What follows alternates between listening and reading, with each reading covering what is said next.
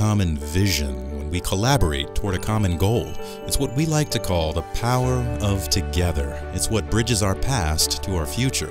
It's what makes the care we provide exceptional. And it's what gives all of us, including the 3 patients you are about to meet, the promise of an even better tomorrow.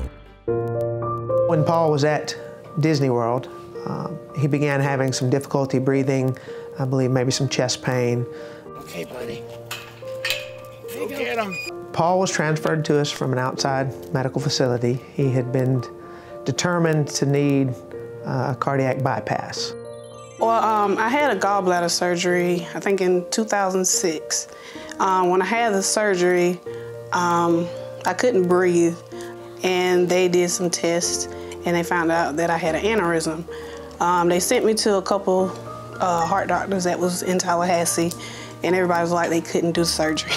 I was panicking because, I mean, I have children, and when you hear the word aneurysm, it's like, can this aneurysm rupture? When? How? I woke up, I had to go to the bathroom, but I couldn't move. My leg was, it looked like a big log, like a wooden log, and I kept trying to grab it, and I couldn't grab it. It didn't register with me right away, as it should have, but it didn't. And then all of a sudden I said, I'm getting the ambulance, that's it. As with most of our patients that come to the CICU, they don't need simple bypass surgery. If they could just have simple heart surgery, that would have been done at the outside facility. So our patients are complex patients, and Paul certainly fell into that category. And so he went to surgery and had a 3-vessel bypass here at Shands. And then the course that came after that was quite difficult. What do you think? He had several episodes where that came and went. He had, I think, 4 episodes where we would have to shock him to get his heart back into a normal heart rhythm.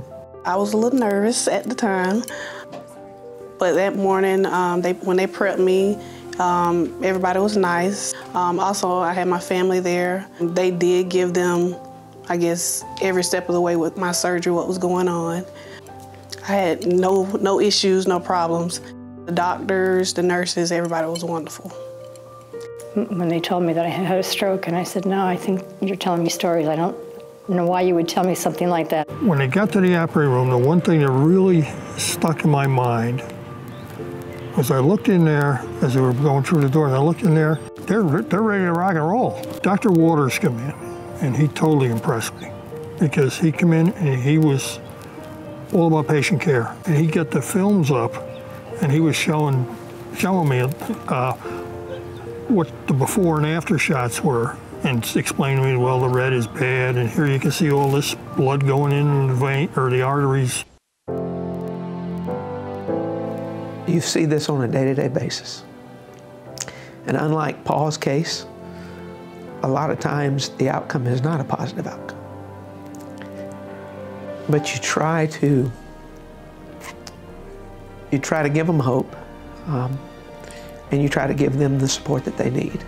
Paul's recovery, what got him here today, is a couple of things. One is his stubbornness and his desire not to completely give up, but also just the quality care and the resources that we have available here at UF Health.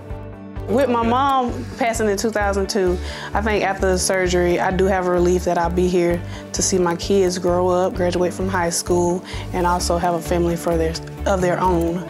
I never thought I would have a stroke of any sort, any kind. I just thought I was so strong, so healthy, and that this would never hit me.